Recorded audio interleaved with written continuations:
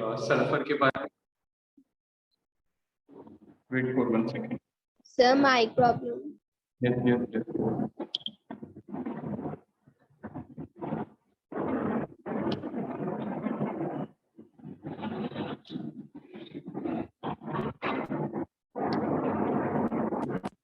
Fine, I think now it is audible to all. Yes, sir. ठीक है। तो last class में हम बात कर रहे थे सल्फर के एलोट्रोप के बारे में। तो मेनली दो एलोट्रोप होते हैं, rhombic sulphur and monoclinic sulphur. तो सबसे कॉमन फॉर्म जो होता है वो होता है rhombic sulphur and what is atomicity of sulphur in that 8। Clear? जो सल्फर के मॉलिक्यूल हैं वो S8 के क्लस्टर में एग्जिस्ट करते हैं। देन और एसिड का स्ट्रक्चर आप शो कर सकते हैं, लाइक एसिड कुछ इस तरह से होता है, एक boat like structure, sulphur sulphur like that.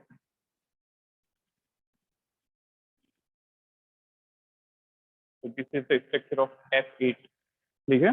So if we talk about number of SS bonds, how many SS bonds? Cycle है तो कितने SS बॉन्ड हो जाएंगे? 8। और याद रखना है सारे सल्फर जो होते हैं वो सिंगल बॉन्ड से लिंकेज बनाते हैं एसिड के अंदर। नेक्स्ट, इसके बाद हमने डिस्कस किया कि जो रोम्बिक सल्फर होता है और मोनोक्लिनिक होता है, दोनों को एक दूसरे में कन्वर्ट कर सकते हैं। और उस टेम्परेचर को क्या कहते हैं जहाँ पे एक सल्फर एक एलोट्रोप दूसरे एलोट्रोप में कन्वर्ट होता है, ट्रांजिशन टेम्परेचर। और सल्फर का क्या होता है? 95.6। If you heat rhombic sulphur at 95.6 it will be converted into monoclinic sulfur. Then तो ये सल्फर की कुछ इंपॉर्टेंट पॉइंट्स थे। इसके बाद आई थिंक हमने सल्फर की रिएक्शन कंप्लीट की। Then now today we will discuss compounds of sulphur. Write down compounds of sulphur.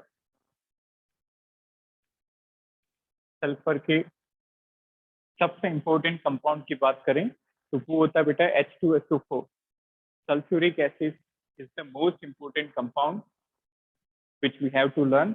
के अलावा भी कुछ और इंपॉर्टेंट कंपाउंड है, जैसे first one is H2S, hydrogen sulphide. सबसे पहले हम डिस्कस करेंगे H2S, हाइड्रोजन सल्फाइड।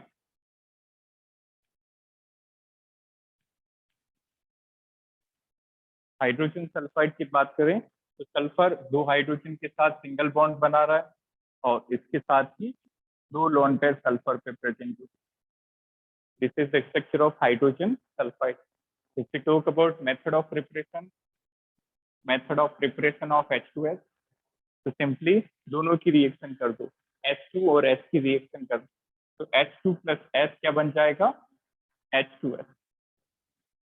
या फिर एक और अल्टरनेटिव है, फेरस सल्फाइड को H2SO4 से रिएक्ट करो,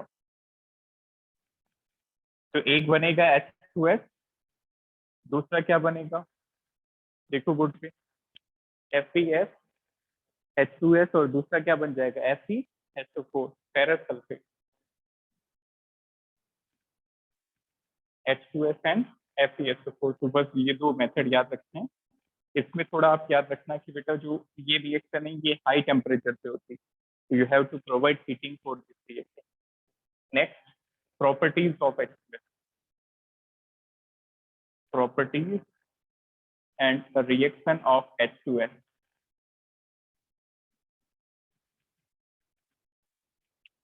properties and reaction of H2S।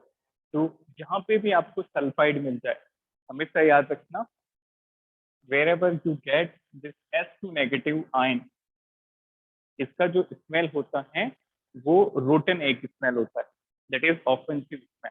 Clear? जैसे यहाँ पे भी H2S है, इवन कहीं ऑर्गेनिक कंपाउंड में भी आपको S2 माइनस मिलेगा, तो इसकी स्मेल क्या होगी? तो रोटन एग स्मेल। तो write down first property, it is colourless gas, it is colorless gas, comma, offensive smell of rotten egg, offensive smell of rotten egg। Second property, it is soluble in water, it is soluble in water Next property, it is poisonous in nature. Poisonous in nature. Next, it is weak dibasic acid. It is weak dibasic acid. It is weak dibasic acid. So what is meaning of dibasic? कितने hydrogen देगा? 2 hydrogen. Clear? इसका step wise dissociation देखें तो dibasic acid का मतलब क्या होता है? देखें, पहले स्टेप के अंदर ये एक H प्लस देगा तो बना देगा H plus plus HS minus. दूसरे स्टेप में ये जो HS माइनस बना, it will give you one more H positive to form H plus and S2 negative. अब रिएक्शन को ज्वाइन करें तो बेटा देखो HS HS कैंसिल हो रहा है यहाँ पे, isn't it? दोनों को ऐड करेंगे तो एक बार रिएक्टेंट साइड है और दूसरी बार प्रोडक्ट साइड है. HS कैंसिल हो गया, नेट रिजल्टेंट क्या मिला? H2S will give you 2H positive plus S2 negative. Like that. ठीक है? तो ये होता है स्टेप वाइज डिसोसिएशन. एक हाइड्रोजन पर हाइड्रोजन देखें तो इसको क्या कहेंगे? Step wise dissociation. और ये क्या होता है? Overall dissociation. क्लियर? तो कोई एसिड यदि ट्राइबेसिक होगा तो उसके कितने स्टेप वाइज डिसोसिएशन होंगे? 3. ये डाइबेसिक था इसलिए 2. अब एक आयोनिक इक्विलिब्रियम से रिलेटेड कॉन्सेप्ट है, बहुत इंपॉर्टेंट है, इसको याद रखें कि जैसे मान लो आपको स्टेप वाइज कांस्टेंट दिए जाएं जैसे Ka1 Ka2. क्लियर? ये चैप्टर से रिलेटेड नहीं है बट काफी इंपॉर्टेंट है, इसे याद रखें. जैसे फॉर एग्जांपल इस रिएक्शन का कांस्टेंट Ka1 है और इस रिएक्शन का कांस्टेंट क्या है? Ka2. और आपको बोल दिया जाए कि ओवरऑल कांस्टेंट क्या होगा, तो हमेशा याद रखना overall dissociation constant of acid is the product of step wise dissociation constant. Clear? तो जैसे अब मान लो इसका कांस्टेंट K है तो क्या रिलेशन हो जाएगा? K is equal to Ka1 into Ka2. K is equal to Ka1 into Ka2.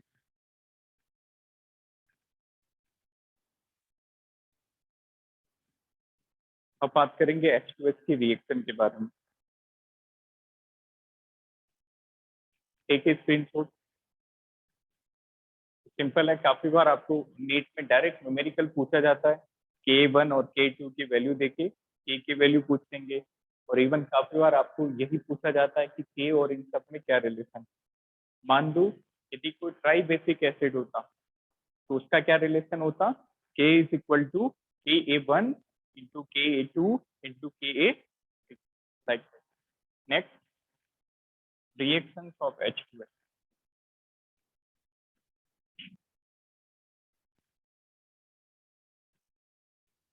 Reactions of H2S. तो H2S की रिएक्शन देखें. सबसे पहले H2S on heating. Next, second, H2S with oxygen, but oxygen is limiting. Limited oxygen के साथ reaction. फिर H2S की फिर से ऑक्सीजन के साथ, बट इस बार हम एक्सेस में लेंगे. तो H2S डिकम्पोज होता है 310 से 770 पे. It decompose at 300 degree Celsius to 770 degree Celsius. Temperature जरूरी नहीं है, you can leave this temperature. Clear? जो टेम्परेचर इंपॉर्टेंट है वो तो याद रखना ही है. मोस्ट इंपोर्टेंट टेम्परेचर की बात करें अभी तक तो सबसे इंपॉर्टेंट था हाइपरटोसिस का टेम्परेचर. तो ठीक, यहाँ पे हमने क्या प्रिपेयर किया था? अमोनिया. उसके बाद हमने फॉस्फोरस की एलोट्रोप को कन्वर्ट किया, ट्रांजिशन टेम्परेचर ऑफ फॉस्फोरस.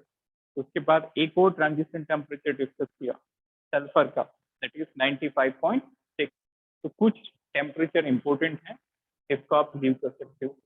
तो इसको हीट करके डिकम्पोज कर देंगे, ये बना देगा H2 plus sulphur. It will form H2 plus S. Next, H2S plus O2. यदि आपने लिमिटिंग में ली है तो ये ऑक्सीजन हाइड्रोजन से रिएक्ट करके H2O बना देगा और सल्फर को अलग कर देगा। Rotate, it will form H2O and will separate sulfur. Now, for example, आपने यहाँ पे ऑक्सीजन को एक्सेस में रखा, तो ये एक्सेस ऑक्सीजन क्या करेगा, फर्दर ये सल्फर से रिएक्ट करके इसको किस में कन्वर्ट कर देगा, SO2। देन तो यदि आपने एक्सेस लिया ऑक्सीजन को, it will react further with sulphur to give you SO2। Done, बस माइन्यूट सा डिफरेंस है, इसमें सल्फर बनेगा और इसमें SO2। Next write down,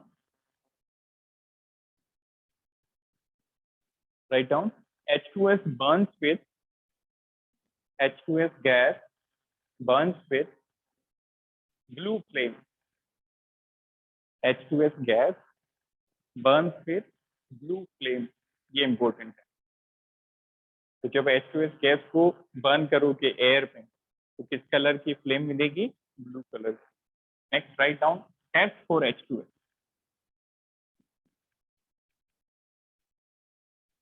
S for H2S। तो एक टेस्ट होता है lead acetate test, clear, lead acetate. तो उसमें क्या होता है, आप यहाँ पे लेड एसीटेट लेंगे, this is CbCH3COO4।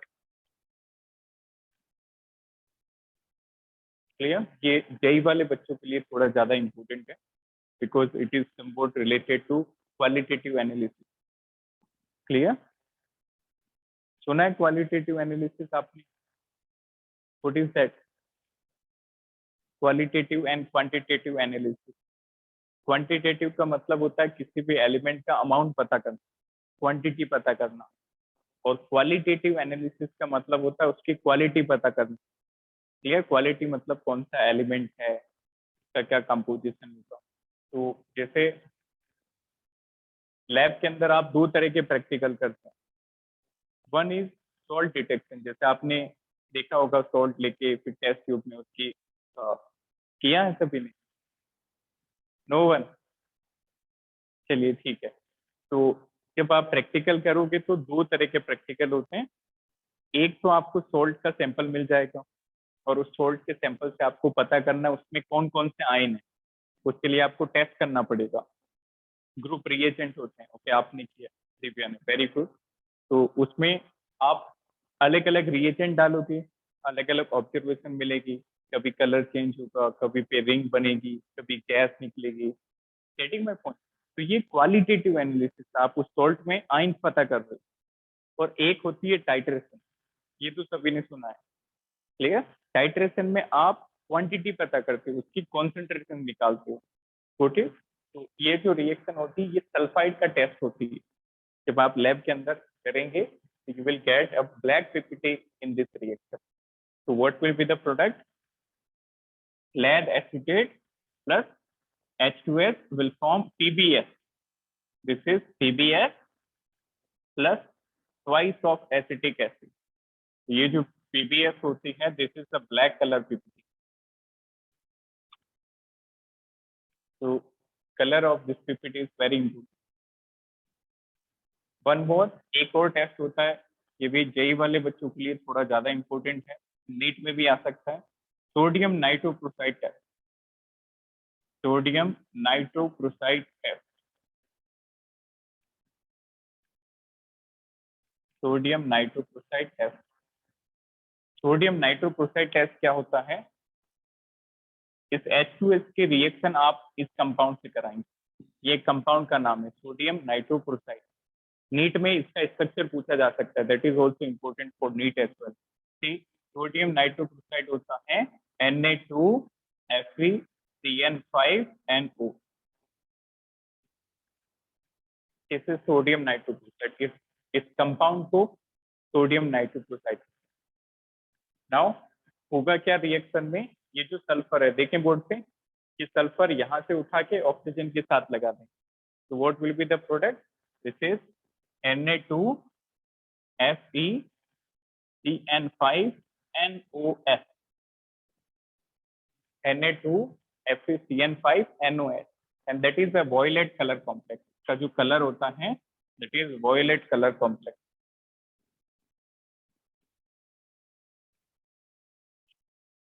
Violet coloration. Fine, तो ये दो टेस्ट होते हैं H2S के। पहला, यदि लेड एसीटेट में H2S पास करो तो क्या मिलेगा? Black PPT of lead sulphide. दूसरा, यदि सोडियम नाइट्रोक्लोराइड में सल्फाइड पास करेंगे तो क्या मिल जाएगा? Violet colour of this compound. Done. Next, second compound. Second compound is SO2 gas, sulphur dioxide gas.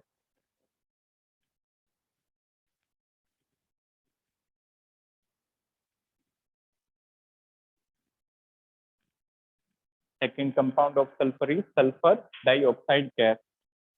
तो इसका स्ट्रक्चर देख लें। We talk about structure. So sulfur double bond oxygen with one lone pair on sulfur.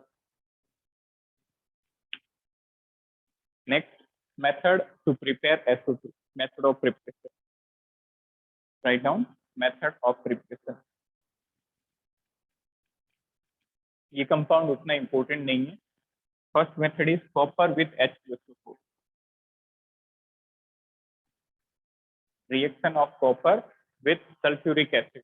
So it will give you CuSO4 copper sulfate plus SO2 plus H2. ठीक है, clear? तो पहला method है treat copper with sulfuric acid. You will get copper sulfate along SO2 gas. Second method, treat FeS2 with oxygen. You will get Fe2O3 plus SO2 gas. Fe2O3 plus SO2 gas. अच्छा, ये दोनों ores है iron की, बताइए इनके नाम क्या क्या हैं? FeS2 को क्या कहते हैं? Anyone? What is the name of FeS2? What is the process? Name of this process? What is name of Fe2O3? Sulphur की ओर को क्या कहते हैं? पाइराइट। याद है? तो ये किसकी पाइराइट है? ये आयरन की पाइराइट है, तो इसका नाम हो जाएगा आयरन पाइराइट ओर। क्लियर? Fe2O3 हेमेटाइट ओर। क्लियर? आयरन की दो ऑक्साइड और होती है, एक होती है Fe2O3 और एक होती है Fe3O4। Fe2O3 इज हेमेटाइट और Fe3O4 को कहते हैं मैग्नेटाइट। पॉइंट। और इसको क्या कहते हैं? बहुत इंपॉर्टेंट प्रोसेस है। एनीवन? याद होना चाहिए ये तो। किसी भी ओर को ऑक्साइड में कन्वर्ट करने के दो मेथड हमने डिस्कस किए थे। एक था रोस्टिंग और दूसरा कैल्सिनेशन। क्लियर? जब ऑक्सीजन की प्रेजेंस में बर्न करते हैं तो क्या कहते हैं? Roast. This is roasting process. Her time आपको ये चीजें याद होनी चाहिए। तो FeS2 का नाम लिख लीजिए, दिस इज आयरन पाइराइट और Fe2O3 is haematite.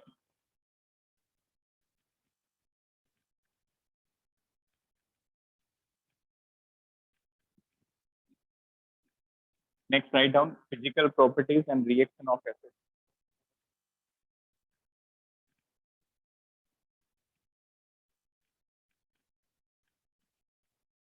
Physical properties and reaction of sulfur dioxide gas. First, write down first property. It is colorless and poisonous gas. It is colorless and poisonous gas, soluble in water.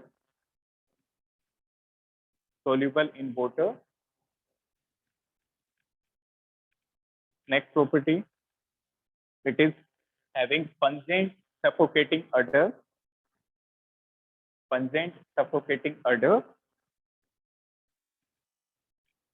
Heavier than air.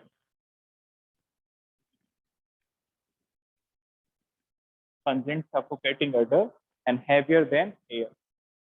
Now कुछ important reason देखेंगे। SO2 को heat करने पे क्या होगा? SO2 plus NaOH का product. SO2 को जब हीट करेंगे तो ये डिस्प्रोपोर्शनेट हो जाएगी। मतलब सल्फर का ही ऑक्सीडेशन होगा और सल्फर का ही रिडक्शन। तो if you heat it will converted to SO3 plus S. It will undergo disproportionate. Sulfur reduces as well as oxidizes. Fine. Next reaction देखें। SO2 जो होता है बेटा that is acidic in nature. याद है सभी को, मेटल की ऑक्साइड क्या होती है? बेसिक, और नॉन मेटल की ऑक्साइड एसिडिक। तो जो SO2 है सल्फर नॉन मेटल है, तो इसकी ऑक्साइड क्या होगी? Acidic. Now in reaction 2 we are reacting an acid with a base, तो क्या बनेगा? Salt plus water. तो salt would be Na2SO3 and there is removal of water. तो इस रिएक्शन के अंदर SO2 का एसिडिक नेचर जो है वो एक्सप्रेस हो रहा है।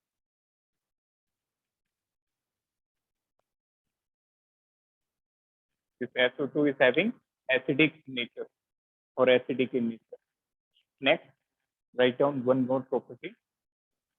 अच्छा, इससे पहले जब हमने ऑक्सीडेशन नंबर डिस्कस किया तो एक पॉइंट डिस्कस किया कि जब एलिमेंट अपनी हाईएस्ट ऑक्सीडेशन स्टेट में होता है तो वो किसकी तरह बिहेव करता है?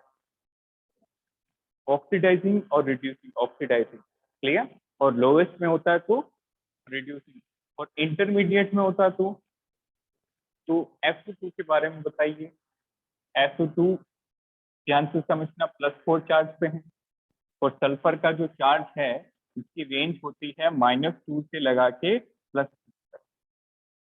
तो ना तो ये लोवेस्ट पे है ना ही ये हाईएस्ट पे, दैट मीन्स ये इंटरमीडिएट में है। That means SO2 can act as oxidising as well as reducing. Note down, SO2 can act as oxidizing as well as reducing. अब इसकी कुछ रिएक्शंस देखें। पहले इसके रिड्यूसिंग नेचर की रिएक्शन एक बार नोट करें फिर कंप्लीट करेंगे। SO2 on reaction with chlorine water and SO2 on reaction with HNO3. Second, इसके ऑक्सीडाइजिंग नेचर की reaction. Oxidising nature reaction would be H2S के साथ SO2 plus H2O and SO2 plus CO.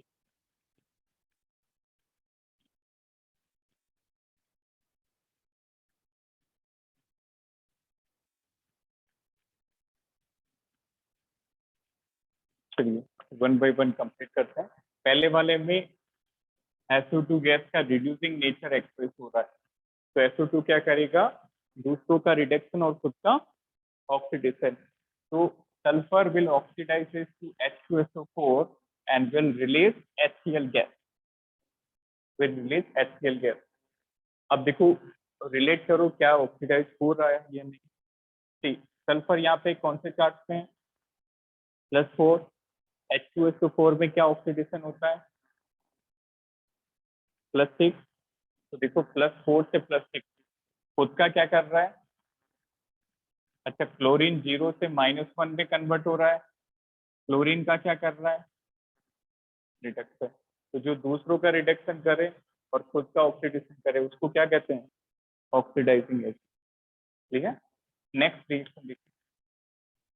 Next reaction will form H2SO4 plus NO2 gas.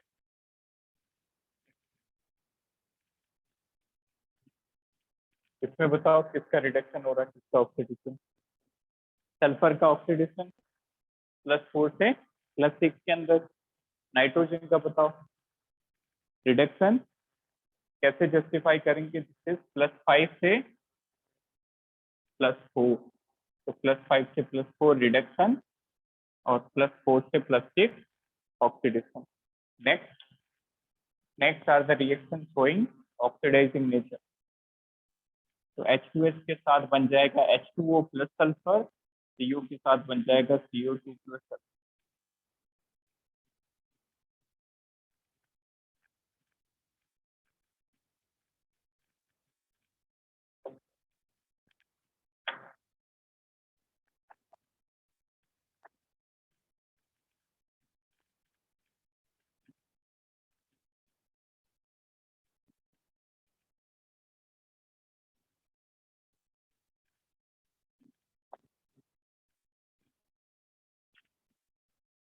Next compound that is sulphur trioxide gas. लिखा सभी ने? Done. Next write down SO3 gas.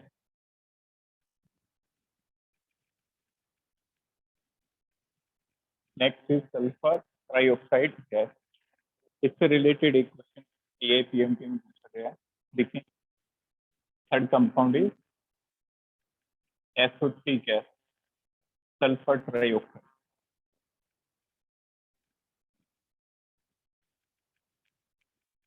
Sulphur trioxide gas, इसका structure बताओ। The structure of SO3।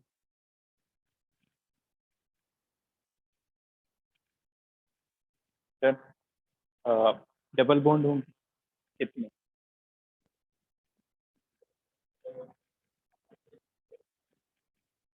No, coordinate coordinate वाला पूछ सकता है, but actually sulphur के साथ क्या कॉन्सेप्ट है? Sulphur is belonging to third period.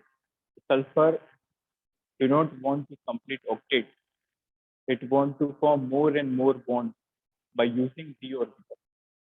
तो जो हायर पीरियड के एलिमेंट होंगे, हमेशा याद रखना, हायर पीरियड के एलिमेंट्स जो होते हैं वो ऑक्टेट रूल को वायलेट करते हैं और ज्यादा से ज्यादा बॉन्ड बनाते हैं, क्योंकि हायर पीरियड के साथ क्या है, वैकेंट डी ऑर्बिटल एसोसिएट होते हैं। इस कारण वो ज्यादा से ज्यादा बॉन्ड बनाते हैं, और ज्यादा बॉन्ड बनाने से भी स्टेबिलिटी क्या होती है?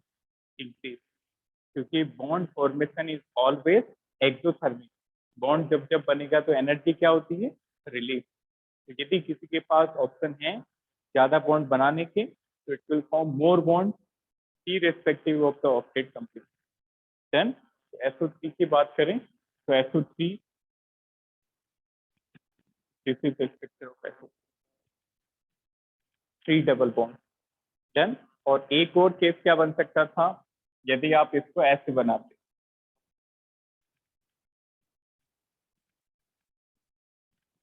Like that. तो बताओ सल्फर किस स्ट्रक्चर में ऑक्टेट फॉलो कर रहा है? सेकेंड वाले में, different it, but still more correct structure is first है। This is wrong. क्लियर? यदि आपको पूछा जाए SO3 का वो स्ट्रक्चर जो ऑक्टेट को फॉलो करे, तो आंसर क्या होगा? This one. और SO3 का एक्चुअल स्ट्रक्चर दिस वन। याद रहेगा सभी को? ये क्यों बना? क्योंकि सल्फर के पास d ऑर्बिटल है, तो ये ज्यादा बॉन्ड फॉर्म कर सकता है। तो both are the structure of SO3, but more appropriate and actual structure is this. Next method of preparation देखें।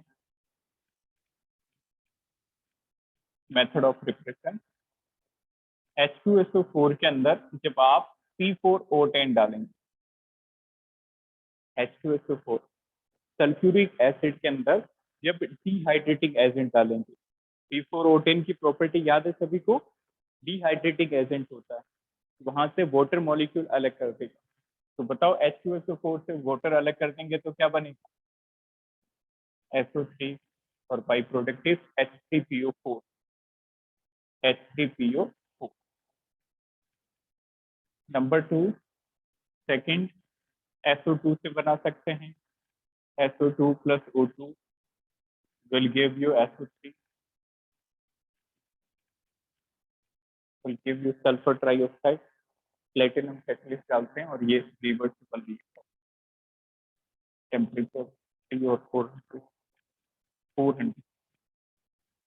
टेम्परेचर इम्पोर्टेंट नहीं, कैटलिस्ट इम्पोर्टेंट है।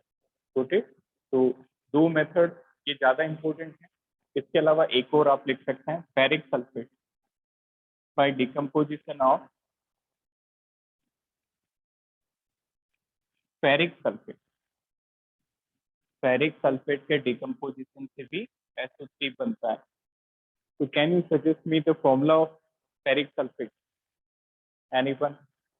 फेरिक Fe+3 और सल्फेट इज SO4-2। बनाओ क्या बनेगा formula?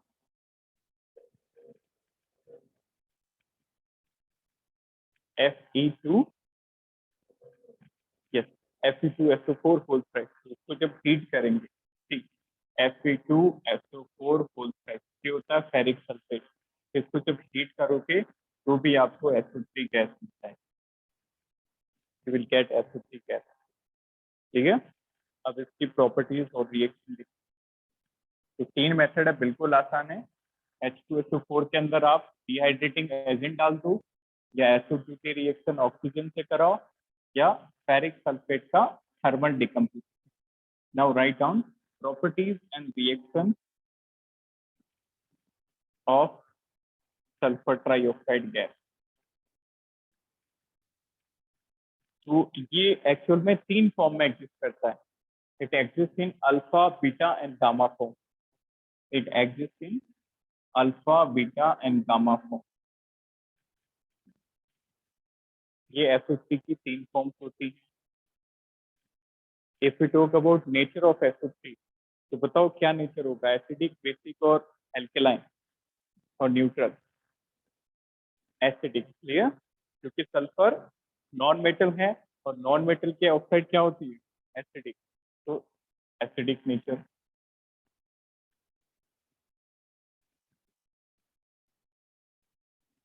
Is having acidic nature. तो जैसे for example आपको एग्जाम में पूछा जाए, which of the following reaction is showing acidic nature of SO3, तो इसको आप पानी में डिसोल्व कर दो।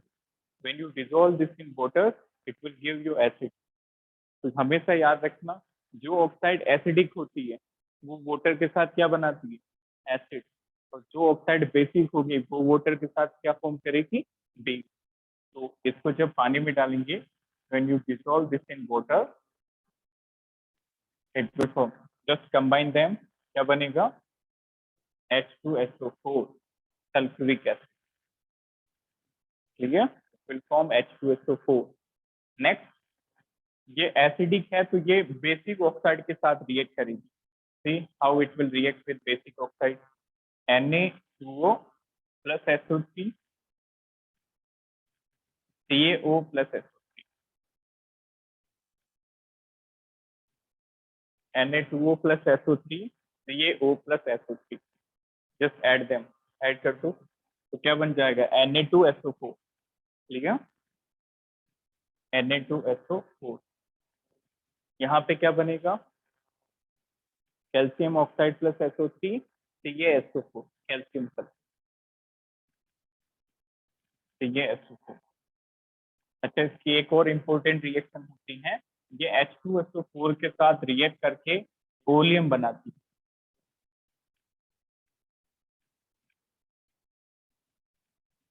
Very important. H2SO4 on reaction with SO3 will form oleum. Oleum को बोलते हैं पायरोसल्फ्यूरिक एसिड। ठीक, क्या बना रहा हूँ स्ट्रक्चर देखें। H2S2O7 is commonly known as oleum, बहुत इंपॉर्टेंट है, and it is also known as pyrosulfuric acid। pyrosulfuric acid, इसका स्ट्रक्चर होता है 2 सल्फर की यूनिट बनाओ और बीच में एक ऑक्सीजन।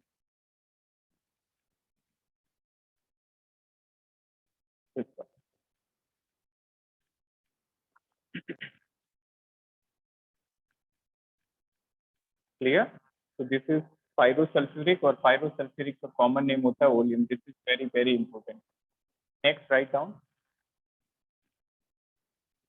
ये नोट करिए जल्दी।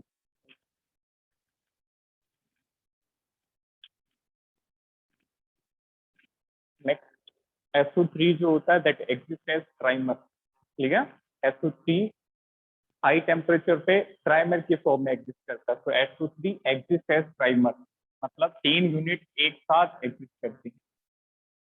Trimer of SO3। Clear? 3 units of SO3 will form a cluster that is known as trimer। Trimer का स्ट्रक्चर भी इंपॉर्टेंट है, देखें। सल्फर, ऑक्सीजन, तो बताओ कितने ऑक्सीजन बचे? 3 सल्फर कंप्लीटेड। ऑक्सीजन कितने? 3 into 3 कितने? 9। तो 9 में से कितने ड्रॉ करती है? 3। तो हाउ मच लेफ्ट? 6। तो 6 ऑक्सीजन को बांट दो यहाँ पे, 2 2 2। तो हर एक सल्फर 2 ऑक्सीजन के साथ डबल बॉन्ड बनाएगा।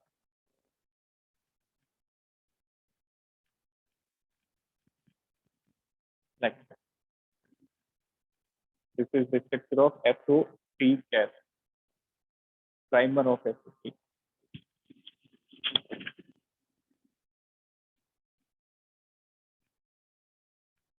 दो रिएक्शन होमवर्क दे रहा हूँ, ये आप खुद से कंप्लीट करेंगे।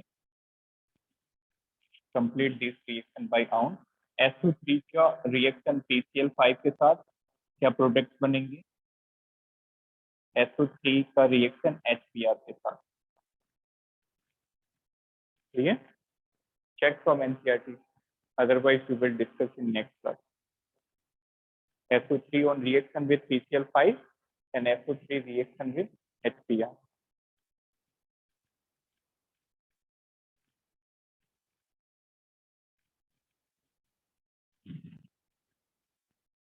अभी स्कूल लग रही है आप?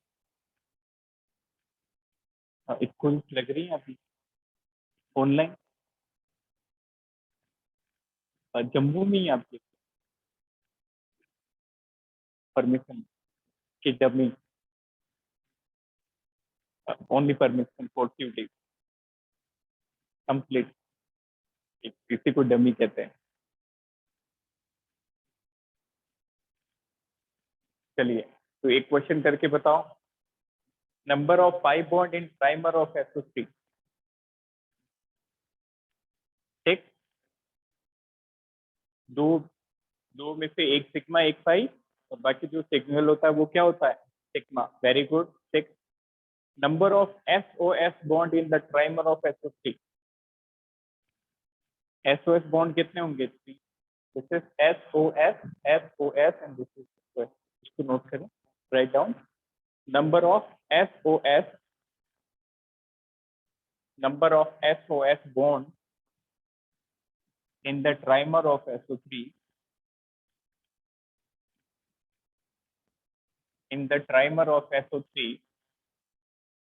are 3।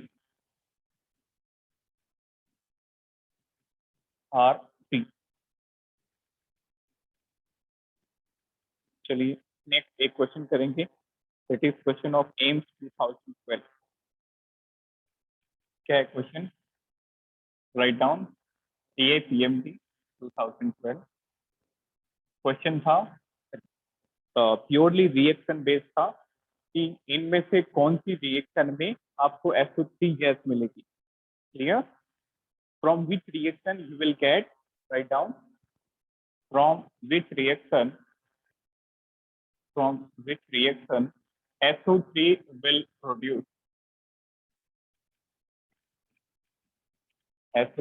produce तो पहला था sulphur plus H2SO4 on heating, दूसरा ऑप्शन था उसमें CaSO4 plus carbon on heating, और तीसरा option Fe2SO4 ferric sulphate on heating. चौथा याद नहीं, इनमें से आंसर है। क्लियर? बताइए। अभी डिस्कस किया SO3 का प्रिपरेशन किससे मिलता है? SO3 गैस फेरिक सल्फेट से। क्लियर? तो इस क्वेश्चन का लिखने का सिग्निफिकेंस क्या है, हमें बाकी की रिएक्शन भी कंप्लीट करनी है। तो सबसे पहले सल्फर प्लस H2SO4 चेक करो, ये भी हमने कल के लेक्चर में डिस्कस की। सल्फर की रिएक्शन H2SO4, बताओ क्या प्रोडक्ट बनता है? SO2 plus H2। ठीक है, SO2 plus H2, SO2 plus H2। अच्छा, CaSO4, इसको देखो, ये जो कार्बन है ये सारे ऑक्सीजन एक्सट्रैक्ट कर देगा, कार्बन रिड्यूसिंग एजेंट होता है, तो it will remove all the oxygen in form of CO। तो कितने CO मॉलिक्यूल्स बनेंगे? 4। यदि 4 कार्बन ले लें तो यहाँ से 4 CO अलग हो जाएगा और बाकी बचेगा CaS। अगला वाला आप खुद से ट्राई करना, एक प्रोडक्ट SO3 बनेगा, इसके अलावा this is compound, one is SO3 gas, other one ये आप खुद से पता करना, what are the rest product of ferric sulphate decomposition. Then बिल्कुल सिंपल क्वेश्चन था, बस आपको बताना था कि SO3 गैस किसमें बनी। Next write down. Next compound fourth is sulphurous.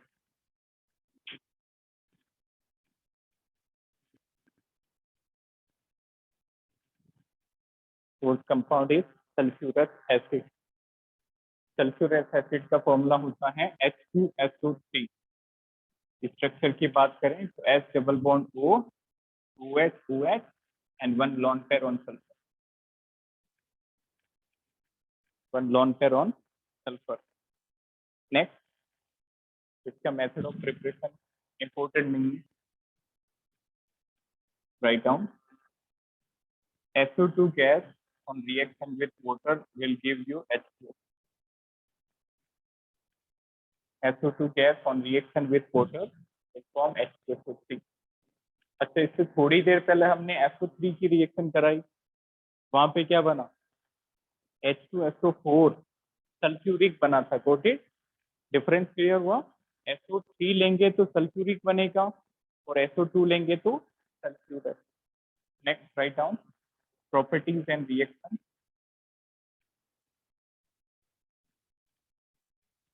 Of H2SO3। Properties and reaction of H2SO3। तो पहली प्रॉपर्टी लिखें, it is a dibasic acid. It is a dibasic acid. Dibasic मतलब दो hydrogen. It is a dibasic acid. Second property. Second one, it acts as reducing as well as oxidizing agent. It acts as reducing as well as oxidizing agent. Next, it shows bleaching property. It shows bleaching property. ये important है, ठीक है? देखिए mechanism समझे कैसे bleaching show करता है। जैसे फॉर एग्जांपल जब हम इसकी रिएक्शन वाटर से कराएंगे, when we dissolve H2SO3 in water, it will form H2SO4 and will release two nascent hydrogen. दो एटॉमिक हाइड्रोजन रिलीज करते हैं, ठीक है? अब कोई भी कलरफुल सब्सटेंस का इंटरेक्शन इसके साथ होता है। फॉर एग्जांपल कलरफुल सब्सटेंस की रिएक्शन जब हम इस मिक्सर से कराएंगे तो ये जो एटॉमिक हाइड्रोजन है उसको कलरलेस कर देगा, ठीक है? तो किसी सब्सटेंस से कलर रिमूव करना that is known as bleaching action. Done. तो लास्ट लेक्चर में हमने एक और ब्लीचिंग एजेंट पढ़ा था, विच वन? क्या था वो? ओजोन, याद है? और वहां पे हमने टाइप ऑफ ब्लीचिंग डिस्कस की, एक होती है रिडक्टिव और दूसरी होती है ऑक्सीडेटिव। ओजोन की जो ब्लीचिंग थी उसमें ऑक्सीजन ऐड हुआ, तो दैट वाज ऑक्सीडेटिव ब्लीचिंग। ये कौन सी होती? Reductive bleaching. नोट करें, this is reductive bleaching. Reductive bleaching.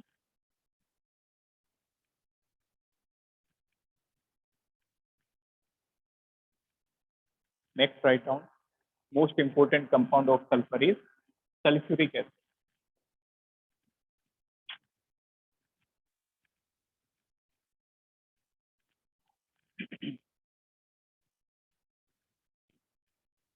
लिखा सभी ने? Done. Next write down last compound of sulfur is sulfuric acid. Sulfuric acid H2SO4। इसका स्ट्रक्चर बनाओ। Draw the structure of H2SO4।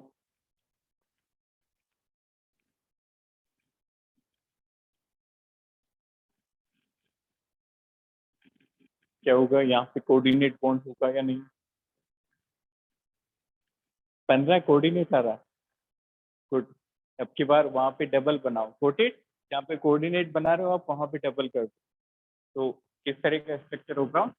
Sulphur double bond oxygen OH. This is the structure of H2SO4. Next, write down method of preparation of sulfuric acid. Method of preparation of sulfuric acid. तो यहाँ पे दो named reaction है. पहला है lead chamber process. Write down lead chamber process. First method is lead chamber. दोनों important है, very very important. First method of preparation for sulphuric is lead chamber process. तो देखो इसमें होता क्या है, पहले SO2 और ऑक्सीजन दोनों मिलके SO3 बनाएंगे in the presence of NO catalyst. In the presence of NO catalyst. यहाँ पे इंटरेस्टिंगली काफी बार एग्जाम में इन सभी के फिजिकल स्टेट भी पूछे जाते हैं. इनको भी आप नोट करें. सारी gases, all are gases. Clear. तो NO यहाँ पे कैटेलिस्ट है. तो can you tell me what is name of this catalyst? Homogeneous और हेट्रोजेनस? होमोजेनस, क्योंकि जब रिएक्टेंट और कैटेलिस्ट का फिजिकल स्टेट सेम होता है तो we call this catalysis as homogeneous catalysis. ये हमने सरफेस केमिस्ट्री में डिस्कस किया. Homogeneous catalysis. अब मैकेनिज्म देखो किस तरह से ये SO3 में कन्वर्ट करेगा. This is important. Focus on both mechanism. देखिए ध्यान से. पहले क्या करेगा, ये NO कैटलिस्ट O2 से रिएक्ट करके NO2 बनाएगा. ठीक है. ये सभी को पता होगा कि कैटलिस्ट कभी भी रिएक्शन में कंज्यूम नहीं होते हैं. तो जितना कैटलिस्ट डालेंगे उतना कैटलिस्ट फिर से वापस मिल जाएगा. ठीक है. तो स्टेप 1 के अंदर ऑल दो ये कैटलिस्ट रिएक्ट कर रहा है, बट स्टेप 2 के अंदर फिर से ये क्या हो जाएगा, रीजनरेट. तो स्टेप 1 में देखें ध्यान से, ये कैटलिस्ट एक रिएक्टेंट से रिएक्ट करके क्या बनाया, इंटरमीडिएट. ये इंटरमीडिएट दूसरे रिएक्टेंट से रिएक्ट करके प्रोडक्ट देते. It will give you SO3 and will regenerate this catalyst. Clear. तो देखो ध्यान से, NO क्या था, कैटलिस्ट. O2 क्या था, रिएक्टेंट. NO2 क्या बना, इंटरमीडिएट. फिर से SO2 is reactant, NO2 is intermediate, SO3 is product, while in last catalyst regenerated. ठीक है. और आपको याद होगा इस मैकेनिज्म को हम इंटरमीडिएट कंपाउंड फॉर्मेशन थ्योरी कहते हैं. सरफेस कैटलिस्ट केमिस्ट्री के अंदर हमने दो मैकेनिज्म डिस्कस किए थे, एक होमोजेनस था और एक हेट्रोजेनस था. होमोजेनस के अंदर हमने डिस्कस किया इंटरमीडिएट कंपाउंड फॉर्मेशन, और हेट्रोजेनस के अंदर आपको याद होगा इस तरह से सरफेक्टेंट फिट एडजॉर्ब करा के. याद है, हेट्रोजेनस के पहले ए भी यहाँ पे अटैच होते हैं, फिर ये रिएक्शन करते हैं, फिर डीटेच. चलिए, तो स्टेप 1 के अंदर हमने SO2 को SO3 में कन्वर्ट कर दिया. ये मैकेनिज्म है. सेकंड स्टेप में SO3 का हाइड्रोलिसिस करते हैं, इसको वाटर में डिसॉल्व करेंगे तो H2SO4 बन जाएगा. That's it. This is lead chamber process. इसके बाद एक और इम्पोर्टेंट प्रोसेस होता है कॉन्टेक्ट प्रोसेस. ये हम नेक्स्ट क्लास में करेंगे.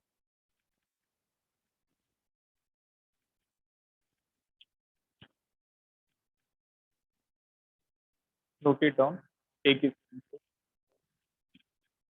तो ये मैकेनिज्म वाला पार्ट इम्पोर्टेंट है, इसको आप समझिए.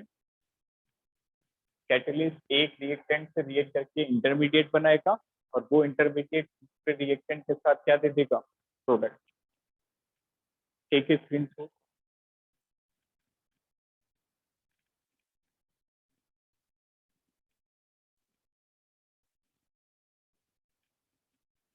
Thank you. Have a nice